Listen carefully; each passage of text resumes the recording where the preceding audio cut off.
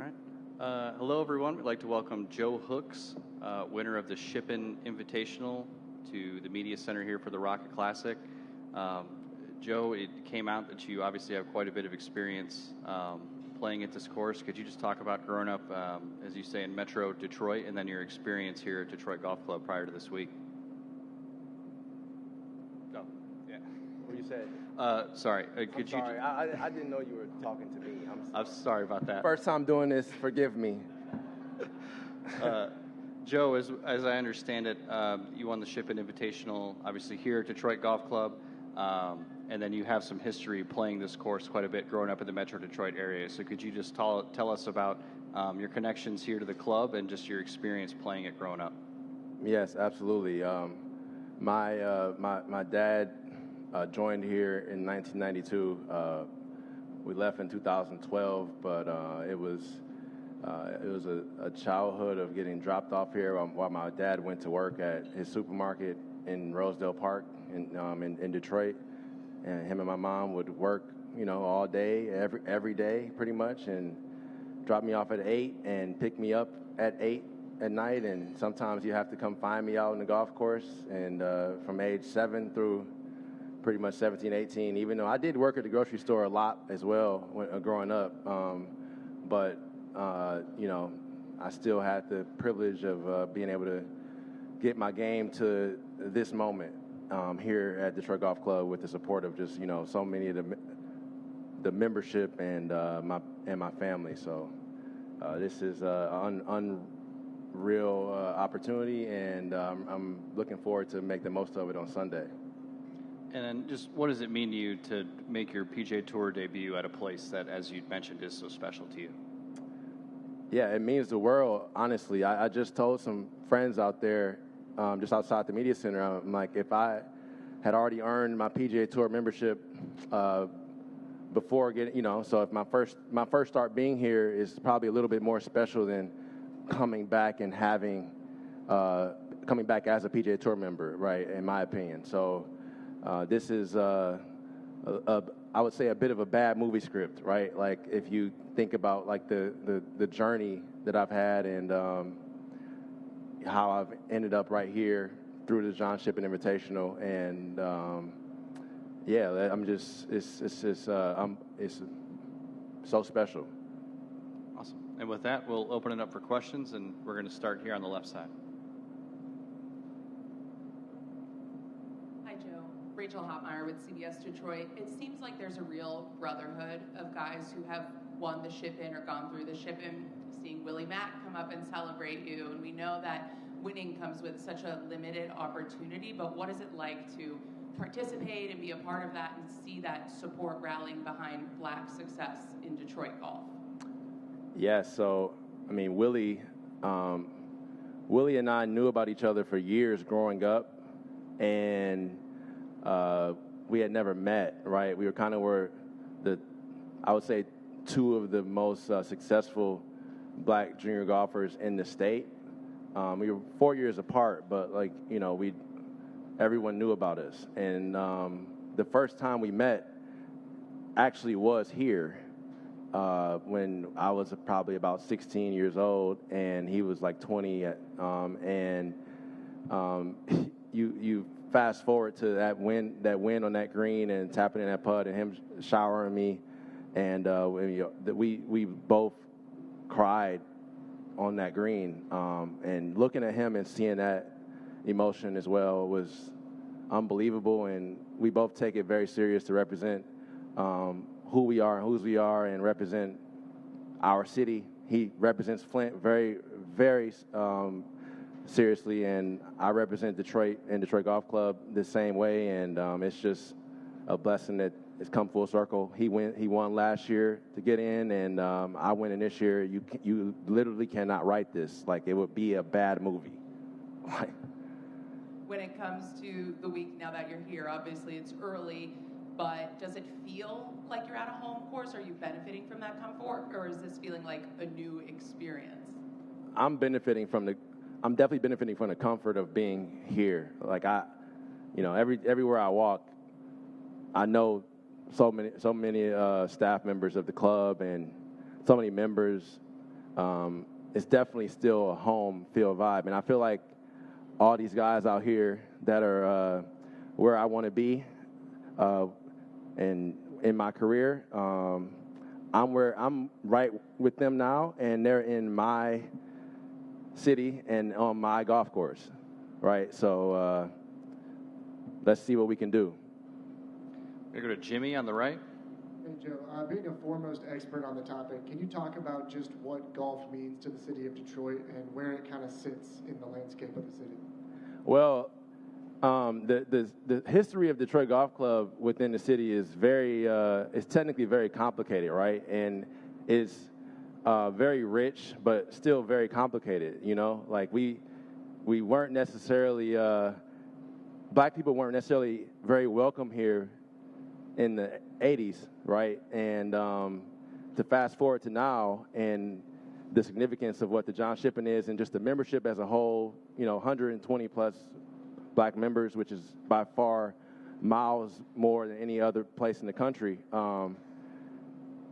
And for me to be kind of like represent that history or be a part of that history here at Detroit Golf Club is such a blessing. And,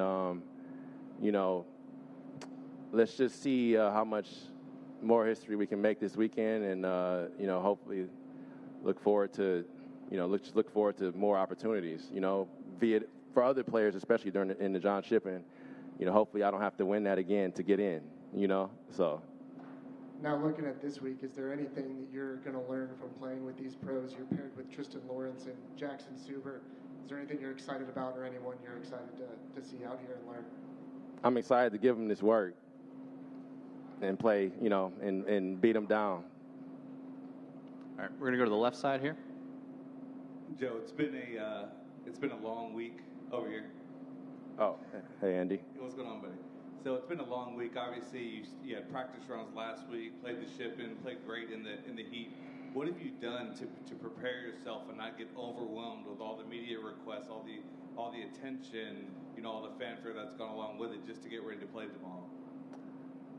I've really relished in the comfort of my hotel room at night, more or less, right? I've accepted what is going to be a circus and a whirlwind throughout each day, but I get back to that hotel room up on that 24th floor at Hollywood Casino Hotel, and I overlooking the city, and just realizing, all right, I'm representing all of this, and let's just relax and clear my mind. So that's kind of like what I've been doing to just calm me every night, and also some breath work as well. And I'm gonna have a nice long breath work session tonight to kind of just prepare myself for tomorrow. We're going to come back to the second row here. First of all, it would be a great golf movie. I don't know what you're thinking, but it would be corny. It wouldn't be. I mean, it would be very corny if you were to write this. I'd watch it. I would too. Well, congratulations. With your background here, can you speak to just sort of how important this tournament has been to, not only the city, golf fans, sports fans, the whole, region of Detroit, Southeast Michigan? I feel as if it's, first of all, it's shed light on how beautiful our city is, and how it's shed light on how wrong people are about the city of Detroit if you haven't been here, right?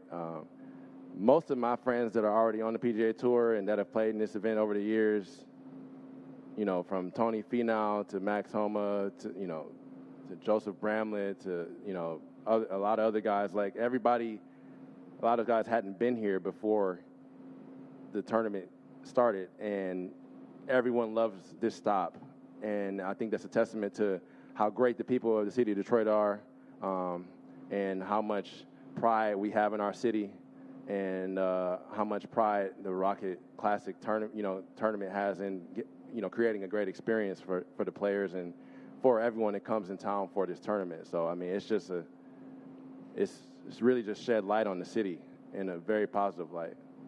Just to follow up, because the tournament's future is a little bit of in doubt, past next year, how sad would it be or devastating would it be to lose this tournament, from a sports perspective, from diversity, opportunity perspective, the Shippen, things like that? How tough would it be to lose this tournament?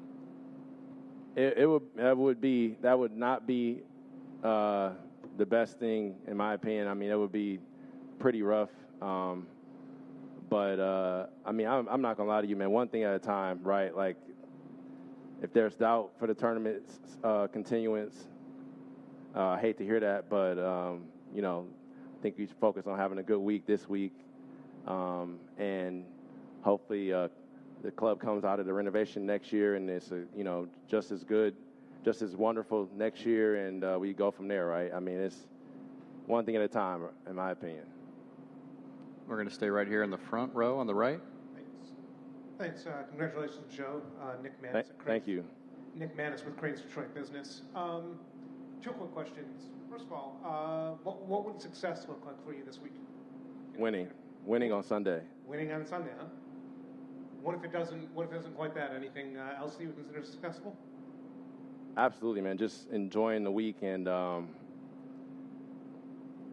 making the most out of it, and hopefully doing as much as possible and playing as well as possible to continue to contribute to just trying to change my family's life and inspire the next generation.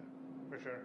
And then the second question, as you talk about, you grew up on this golf course. Thoughts on how the course will play post renovation? Filling in the pond, tree removal, all of that. What are your expectations for how it plays after that? Well, word on road is that the golf course is going to be tougher, a little bit harder. I have seen the renovations online in a couple videos, and it's unfortunate that it's changing from such a classic look, but I got a lot of faith in all the members and what their vision was with the architect that came in, and I'm sure it'll be still just as special of a place, and it'll definitely still be special because it's right here in the city, right in the heart of Detroit. We're going to go back to Rachel on the left. Sorry, one more. I think over the past year, people outside Detroit have really gotten to see the narrative of grit in Detroit sports and how that's been able to propel everybody to new heights. But I think also people maybe don't believe in the authenticity of that narrative. And as someone who has grown here, gone through this, and now pushed yourself to new heights, can you speak to the authenticity of grit embodying this city? Yeah, we are. Detroit is a city of hustlers, and that's not just from the black side of the connotation of the term hustler, right? Like everybody, every race and creed in this city, in my opinion, like embody that culture of being a hustler, right? And just trying to make things happen. We know the history of Detroit and how we were kind of like the center of just innovation for all most of the 1900s, and that's just kind of embodies just the fact of making things happen. Everybody here wants to make something happen for themselves, and everybody's really hungry here in the city of Detroit, hungry for everything. And we're hungry to just continue to grow the city. It's just everybody embodies that real drive and determination, and you only really see that if you come here and spend a little bit of time here. You see how, and you will immediately get a sense of just everybody's desire to just be, desire for more, And then we'll wrap it up with Kevin straight ahead in the back row. Hey, Joe, you mentioned Tony Finau, Max Homa, Joseph Bramlett, some of the guys on tour who, in their struggles, or they've had struggles, their paths haven't always been linear. Have you talked with any of them at all about overcoming adversity, and just sometimes it takes a while to get to this point on the PGA Tour? And are there any lessons or perspective that you've gleaned from them just in your time spent with them? Absolutely. I mean, I think in general, it's just a matter of and from all of them, right? It's about staying the course and persevering, continue to hustle, right? Continue to just strive for more in your career, and just look for new ways to improve as much as possible, and know what doesn't work, and really lean into the things that do seem to work with consistency and perseverance. So I mean, like that's what I've probably learned from even other guys that I know that are top players in the world as well. Just kind of, even though some of those guys may seem to have had a little bit different journeys to the top, right? And maybe a little bit seemingly easy journeys. Like no one's journey in this game of golf is easy.